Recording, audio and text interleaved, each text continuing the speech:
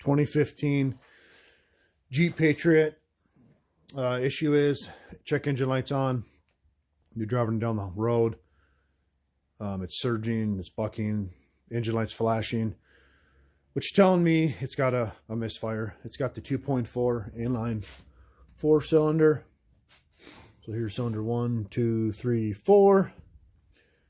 So when we did a scan here, we're going to go to control unit, powertrain, ECM. We're using the Jeep program. Should have a, I would imagine, have a P0304. And let's pull it up here and check. And it's got a P0304 cylinder 4 misfire. So what we're going to go ahead and do now is start it and read the live data. We're going to start it. See the engine lights on there.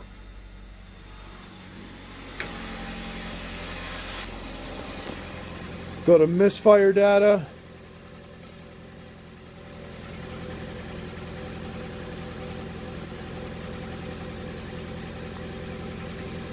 And cylinder 4 is misfiring, hard misfire.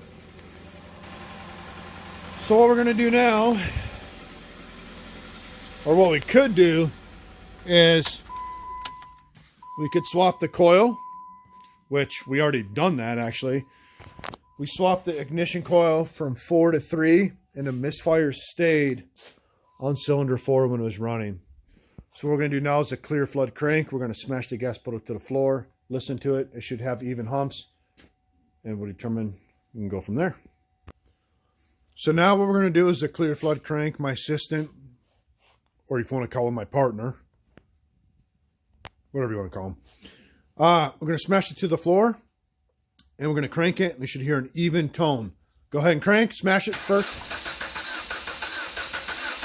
You can hear that odd tone. Okay, stop. Turn the key off. Or turn it off. So, you can hear, pull the key out. So you can hear that odd tone. To me, it sounds like it's a dead hole. What we're going to do now is we're going to go right for compression. We're going to do mechanical compression on cylinder 4. Alrighty, so now we got the plug out for cylinder number 4. We're going to do a compression test. Hang on 1 second for my assistant. Get this positioned. Smash it to the floor. Clear flood crank. Go ahead and crank. Stop. So we only got, it's glaring here pretty good. Come on. Focus. 60 PSI. This thing ever focuses. Oh, what is this thing doing? Yeah, 60 PSI is what we have. So obviously that's way low. It needs to be like, well, we can, I mean, well over 100. You know, I would think 140, 150, 160. We can check it to one next to it just to show what a good one looks like. I can't believe you're... All right. So now we're going to check cylinder 3. Clear flood crank. Go ahead and smash it to the floor and crank. Stop. Yeah, much better on that one. 170. 170 PSI. That one, 3 is good, 170. We could check the other ones. We may do that, but not part of this video. But 170 on this one. This one's got 60, so obviously we got a huge difference in compression. Now what we're going to do is a leak down check. So we're going to put cylinder 4 on top dead center on the compression stroke. Make sure the intake and exhaust are closed. To do that, we're just going to put like a rod in there. Get it till the rod comes all the way to the top. We'll turn the engine over by hand. Down here, there's an access hole. Probably can't see. It's behind the tire here. To turn the, yeah, you could just see it right there. To turn the crank over, we'll do the leak down check and see if we got leakage somewhere and go from there. So we got our leak tester hooked up. Hold the camera there. I'm going to go ahead and get this set. So you set this to 0.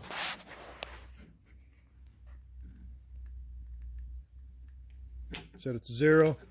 We got the piston on top dead center for intake and exhaust valve closed on number 4. We'll hook this leak down tester up. And if you look up here, come over here. We got 60% leakage. You actually have to move the camera around so they can see. There you go. Sorry, my assistant's still learning how to do basic film maneuvers. So 60% right there is leakage, which is very excessive. So now what we're going to do is we're going to crank the actual air pressure up. If it leaks out the exhaust, we got an exhaust valve. If it leaks out the intake, we got an intake valve. Leaks out here, coolant, head gasket leak, leaks out here where the dipstick is. Crankcase issues, or maybe a broken spring or something. So we're going to go ahead and hopefully my assistant can film again. Crank it up. Not going to put a whole lot of pressure, but if you listen, there's nothing out the exhaust, there's nothing out the intake, not a head gasket. It's right here. I can feel pressure and hear a bunch of air, and I can smell the vapors, crankcase vapors. There's a ton of air leaking in here. If you can hear that or not in the video, but there's a ton of air. So what we're going to do now, and it's only got 60 psi of compression, tells me it could be rings. Just to prove that, we're going to go ahead and pull, not to prove that it's rings, we're going to go ahead and pull the valve cover. Make sure there's no broken springs, nothing like that. Make sure they're seating correctly. Maybe do this check again, and we'll see what we find when we go from there. Now we got the valve cover off. If you look in here, this is cylinder 4. The cam lobes look good. The springs are down here for the exhaust, up here for the intake. We looked at those. Probably hard to see in the video. Nothing's broken on those. We're on top of the center of the compression stroke because these valve lobes are not pushing down. And go ahead and plug this in. If you look at this, you get that in there. 65% leakage. So that's excessive. We turn the air pressure up. And if you listen closely, you can hear it in the crankcase. So listen. And you can smell the vapors in the fuel or the oil and all that, emission stuff.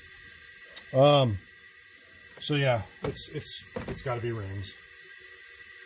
It's got 60 psi in the compression. We're supposed to have 170 like the other one, so you got 110 less psi. So definitely rings issue. So yeah, you can hear it leaking in the crankcase. Tells us rings. To prove it's rings, we could put a little oil in there, see if it brings the compression up, but it needs a rebuild basically. So I went ahead and put some oil in, rotated the engine over, and it was getting a little bit better there. When I first plugged this in, it started at 50%, and then it's blown the oil past the rings, and now it's up to 55, 56%. So it did start a lot lower when I put oil in, but now it's blowing the oil past the rings. So that just proves that it is rings on cylinder 4. So this engine needs a complete rebuild, or find another engine from a salvage yard maybe. But that's why this thing is misfiring. So that's it for this Jeep Patriot. I know I said I was done. I did put some more oil in, rotated a few times. I want to try to plug it in and film at the same time. My assistant usually films, but he got tired, so he had to go to bed. So we're going to plug this in and hook it up and see where we're at. So look right there, I'm hooked up. Right there, I put a bunch more oil in. And see, it started at 45%. And it's starting to bleed down. You can see the needle moving. So let's push in the oil past the rings. Yeah, you can see it moving slowly back and forth. So we're on top dead center, cylinder 4. Reason is I make sure I just put like one of these extensions down in there, make sure it's all the way up. The lifters are off for intake exhaust. They're not pushing the rods or the springs down, but it's leaking down, so it did improve there, but eventually the longer we leave it there, it'll leak down more and more. So then when we crank the pressure up, I'm going to send my camera down, we'll crank the pressure up and be able to hear it in the crankcase. So I cranked it up a little bit, and you can hear it down in the crankcase. So we're blowing air in over here. It's getting louder and louder. It sounded a lot quieter when I first started. Now it's getting louder because it just blew the oil past the rings. So that proved that it is rings. So that is it for this video. It needs to be rebuilt or a new engine. That is it. I know I keep saying I'm done with this Jeep, but what I'm going to do now is I'm going to go ahead and just check all the cylinder compression on video here. So I got the gauge hooked up. I'm going to check them all, see where they're at. And the fourth one, will put some oil in there and see what it brings it up to. So we'll do cylinder number 1. I'll crank it, and then I'll come back and show you on the video. All right, so cylinder number 1 is 180 psi. So we're going to go ahead and hook up to number 2. Cylinder number 2 is 150, 170. We're going to go ahead and do 3. 3 is 170, 165, 170. A little lower than the beginning of this video, but with cranking it, you know, cylinders getting washed out and all that. Put a little oil in there.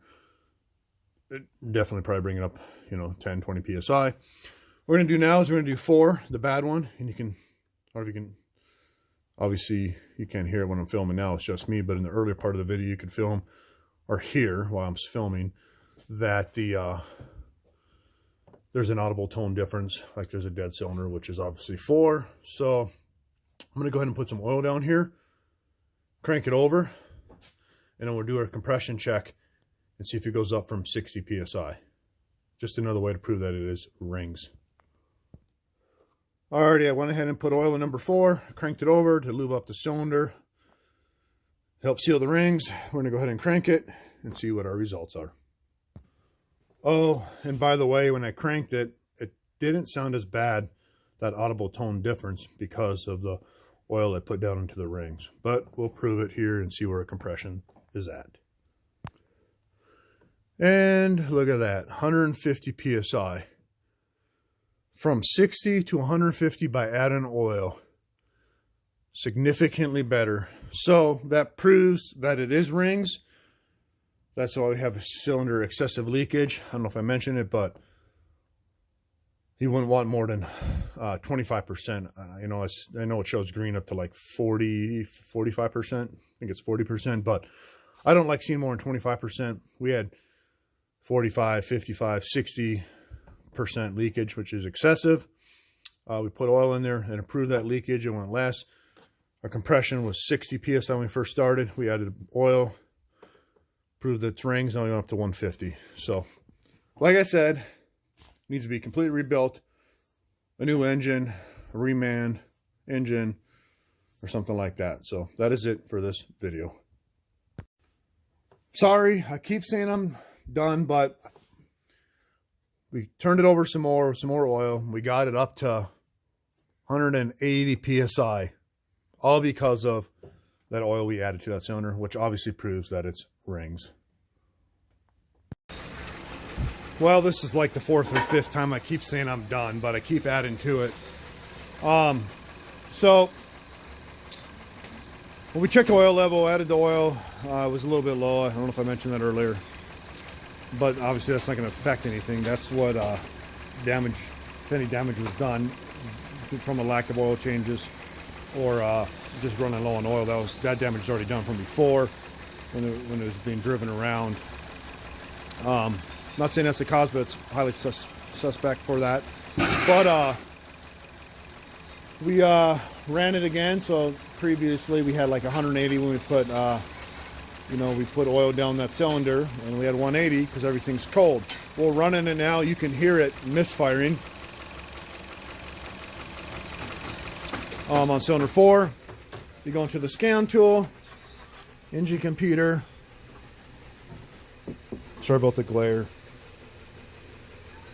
Misfire data. Cylinder 4, hard misfire. Yep, cylinder 4, hard misfire. So, what we're going to do now is we're going to go ahead and turn it off, do a compression check on it now that everything's warm, and I expect the compression to be very low again. All right, so it's warmed up. We're going to do a compression check. Can you go ahead and clear flood crank it? Smash it to the floor and crank.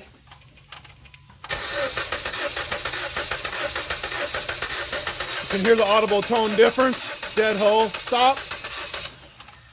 So we only got back to our 60 psi. You could hear our audible tone difference. Now if we're to put oil in there, thick oil, you know, cold, I would bring it back up for a few seconds, but that's it. That proves it rings. We proved that several times in this video, so I promise that's it for this video right now. It needs to be rebuilt or salvaged engine from a junkyard, put in a remanufactured engine or something like that. So that is it.